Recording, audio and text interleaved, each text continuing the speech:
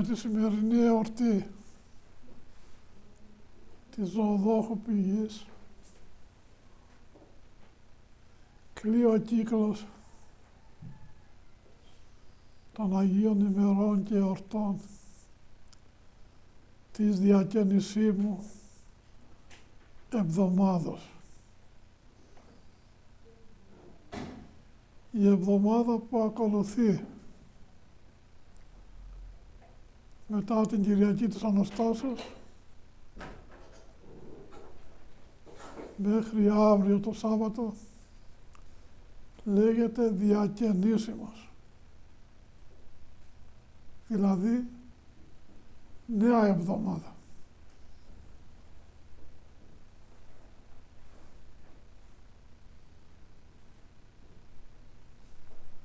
Η εορτή της Παναγίας μας, της Ζωοδόχου Πηγής, είναι πολύ αρχαία. Καθιερώθηκε στην Κωνσταντινούπολη.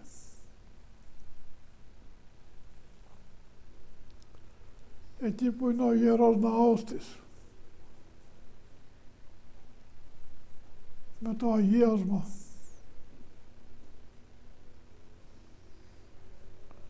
στο μέρος που λέγεται σήμερα Βαλουκλή.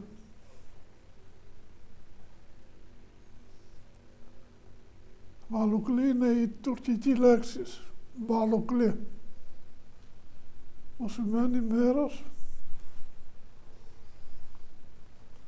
με τα ψάρια. Μπαλούκ είναι το ψάρι. Μπαλουκλή είναι ο ψαρότοπος.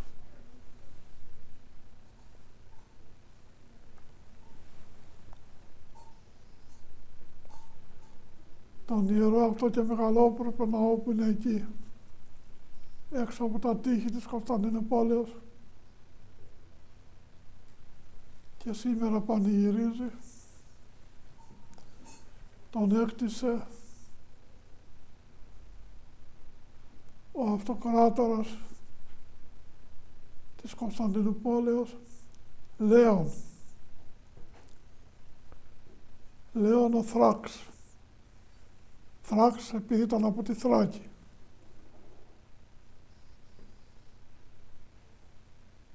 Πρώτα ήταν στρατιώτης και όταν ήρθε για μια αποστολή στην πόλη,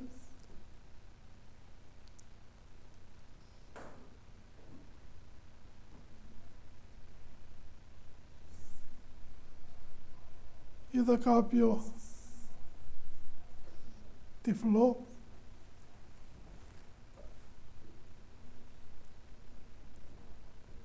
ο οποίος διψούσε και ψάχνοντας εκεί στα μέρη αυτά που ήταν όλο δάση και νερά, όπου είχε πάει για να κυνηγήσει,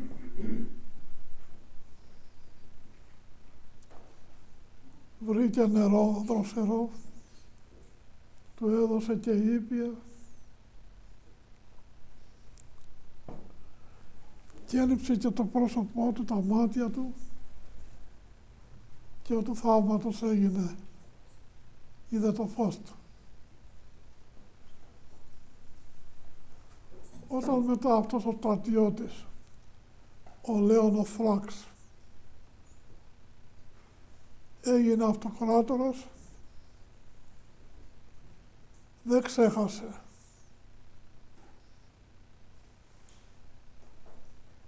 το θαύμα εκείνο της Παναγίας και έκτισε αυτό τον μεγαλόπρεπο ναό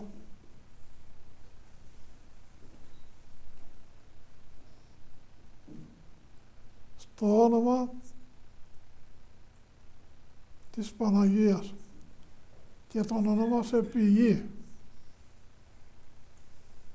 διότι η Παναγία μας είναι η πηγή των ιαμάτων, και όλων των δωρεών.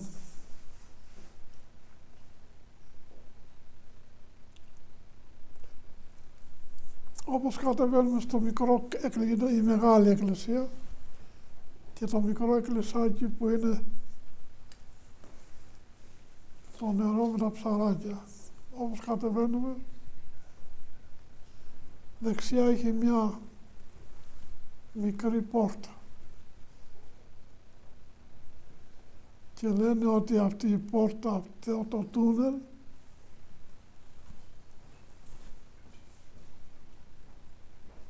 συγκοινωνεί με την Αγία Σοφία.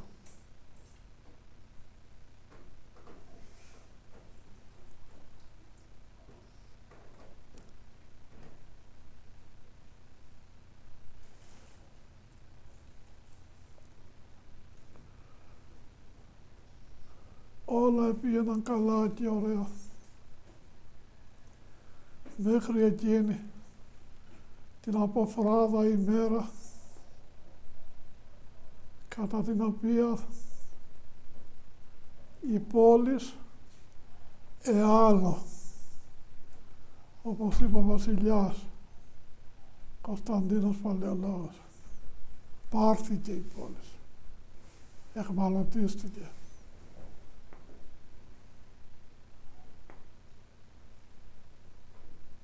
Επήγε λαχανιασμένος και κλαίοντας ένας χριστιανός εκεί που ήταν το μοναστήρι της Ζωοδόχου Πηγής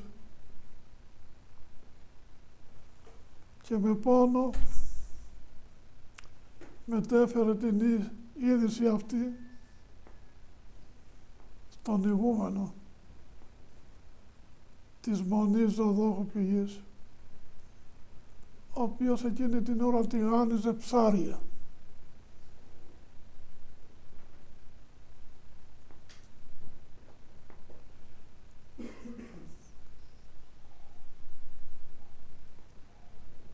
Του λέει, πήραν την πόλη οι Τούρκοι.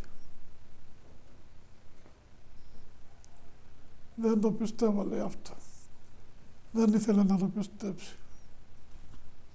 Και ο Απόστολος Θωμάς δεν είναι ότι δεν πίστευε στον Χριστό, αλλά από τη μεγάλη του αγάπη στον Χριστό δεν μπορούσε να πιστέψει ότι τον είδανε ζωντανό. Έτσι και ο ηγούμενος τώρα λέει, τότε μόνο θα το πιστέψω αν αυτά τα ψάρια που έχω στο τηγάνι ζωντανέψουν. Και ό του θαύματος τα ψάρια που ήταν στο τηγάνι και ψήνονταν πήδηξαν έξω και έπεσαν στο νερό. Και μέχρι σήμερα στο αγίασμα της Ιεράς Μονής Ζωοδόχου Πηγής, εκεί στο Παλοκλή, μέσα βλέπει κανείς τα ψαράκια, εκ των οποίων κάποια έχουν και κοκκινοπό χρώμα όπως ήταν στο τηγάνι.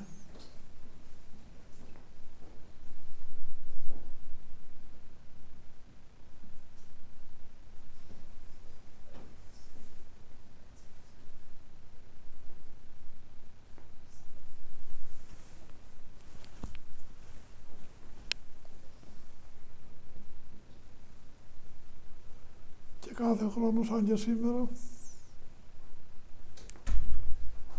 πηγαίνει ο Πατριάρχης και τα μέλη της Ιεράς Συνόδου του Πατριαρχείου και γίνεται πανηγυρική Θεία Λειτουργία. Και δεν πάνε μόνο από την πόλη, αλλά και πάρα πολλοί έρχονται από την Ελλάδα και από διάφορα μέρη και παραβρίσκονται στη μεγάλη αυτή πανήγυρη της Ζωοδόχου Πηγής.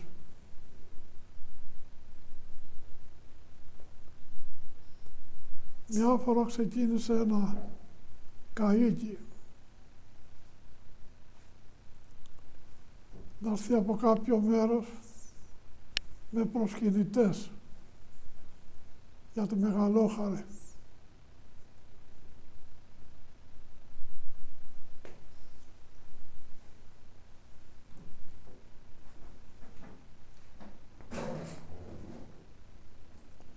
Μπήκε μέσα και ένας που ήταν άρρωστος,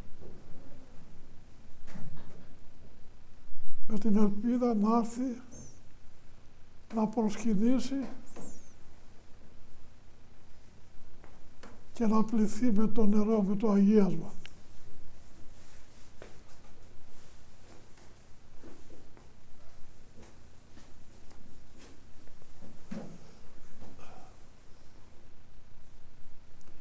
Επειδή όμως δεν αισθανόταν καλά, φοβόταν μήπως δεν πάει ζωντανός, επλήρωσε τον καπετάνιο και του είπε και να πεθάνω στον δρόμο θέλω να με πάρεις να μου ρίξεις αγίασμα της Παναγίας επάνω μου. Και του το υποσχέθηκε. Πράγματι στα μισά του ταξιδιού πέθανε. Και πιστός στην υπόσχεσή του ο καπετάνιος τον μετέφερε, τον έλουσαν με αγίασμα της Παναγίας και ο του θαύματος ο νεκρός αναστήθηκε.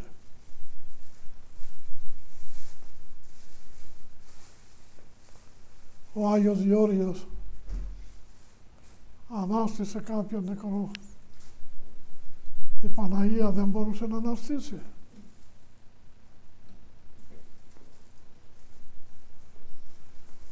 Και έτσι από τότε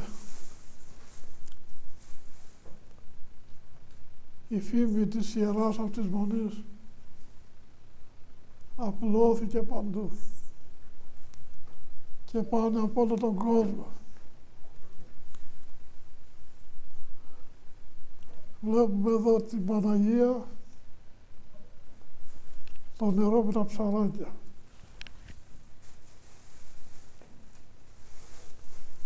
Αλλά οι άσματα της ζωοδόχου πηγής υπάρχουν και σε άλλα μέρη. Όπως στη Ρόδο, στο χωριό του Μανώλη και της Μαρίας, υπάρχει το εκκλησάκι πάνω στο λόφο και κάτω από την εικόνα της Παναγίας ένα μικρό φρεάτιο.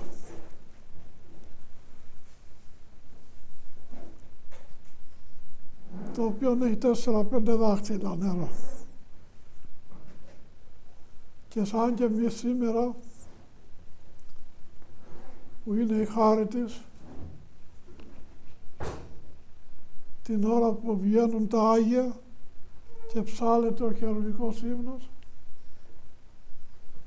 αυτό το λίγο νερό που είναι στο φρεάτιο αρχίζει και ανεβαίνει και ανεβαίνει και ανεβαίνει και γεμίζει το φρεάτιο.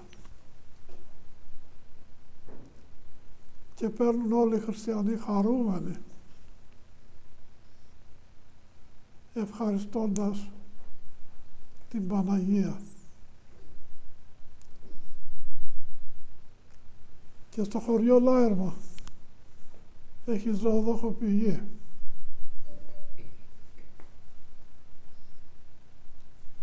Σε ένα μέρος μακρινό έξω από το χωριό. Σήμερα είναι εκεί ο πατήρ Νεκτάριας και λειτουργεί. Πιο πέρα από το μοναστηράκι είχε και εκεί πηγή που έτρεχε αγίασμα. Οι χριστιανοί τότε δεν είχαν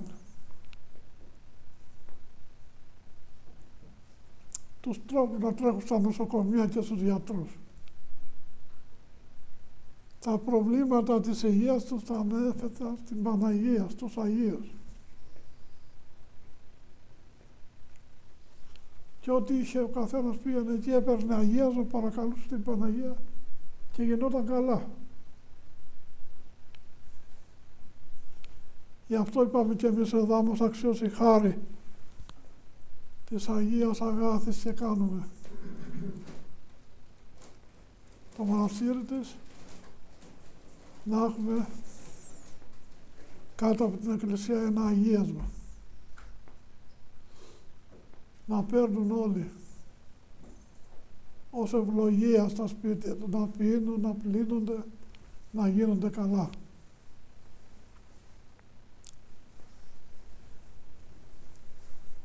Ξεκίνησε μια χρονιά. Ένας χριστιανός από τη Λίνδο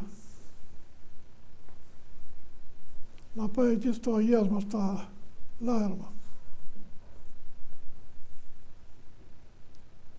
Ένας από τους λίγους Τούρκους που είχε τότε η Λίνδος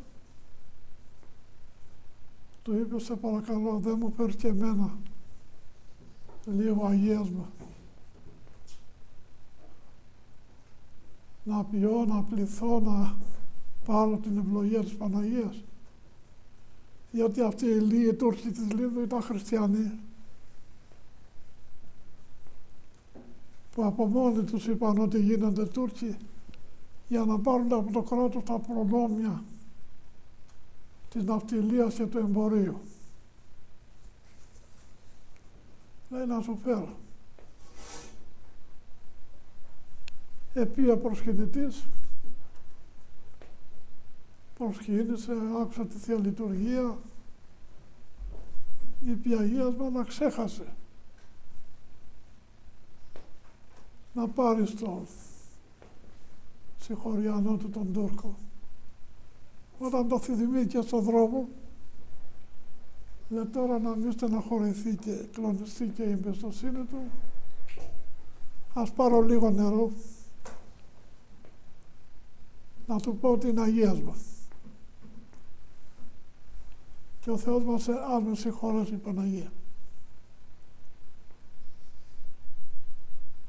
Πράγματι γύρισε στο χωριό του και του λέει, ο Τούρκος λέει, μου έφερες το αγίασμα? Ναι, λέει, σου το έφερα. Του το δίνει, το ήπιε και θεραπεύθηκε από το πάθος που είχε. Τι ήταν?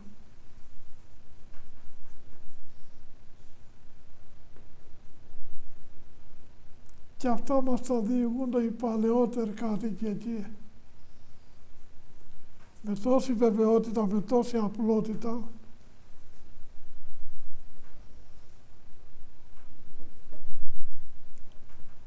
όπως τώρα εμείς.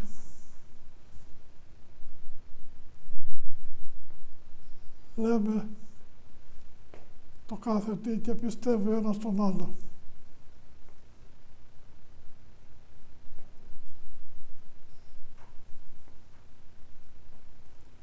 Άρα λοιπόν και τα αγιάσματα είναι να τα πιστεύει κανείς.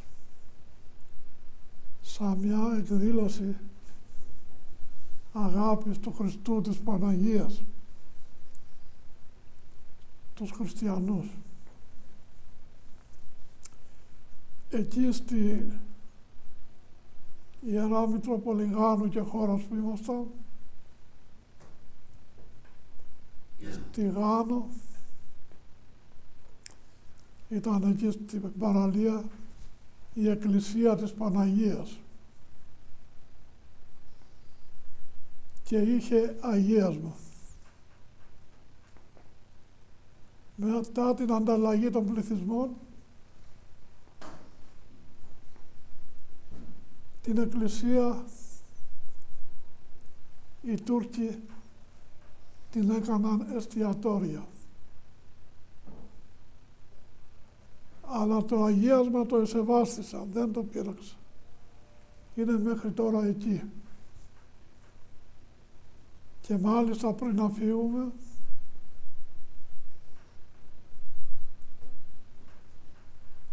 αυτός που έχει το εστιατόριο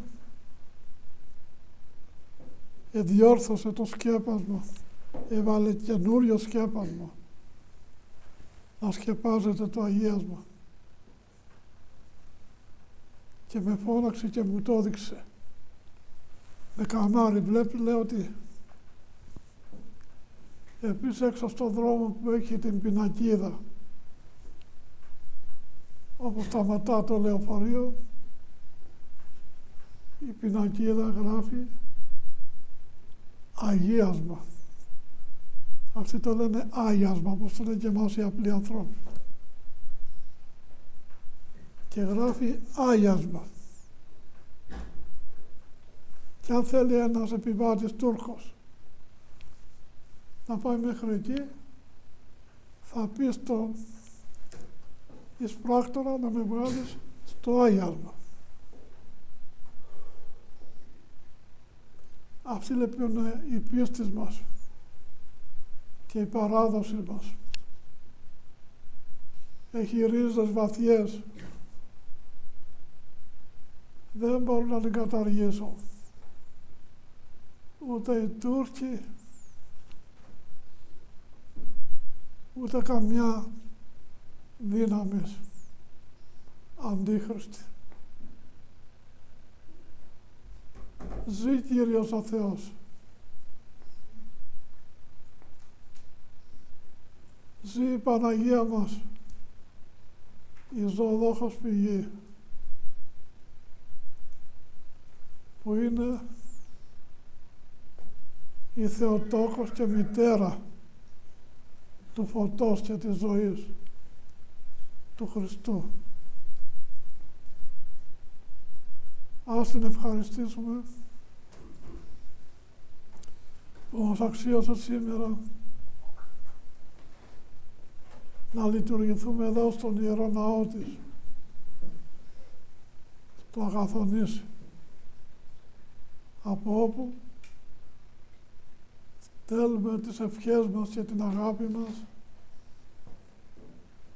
με τον Χριστός Ανέστη σε όλους τους αδελφούς μας, χριστιανούς Ορθοδόξους, και σε κάθε χριστιανό που δεν είναι Ορθόδοξο αλλά πιστεύει και σέβεται αυτά που πιστεύουμε και σεβόμαστε εμείς οι Ορθόδοξοι. Να είναι βοήθειά μας η Μεγαλόχαρη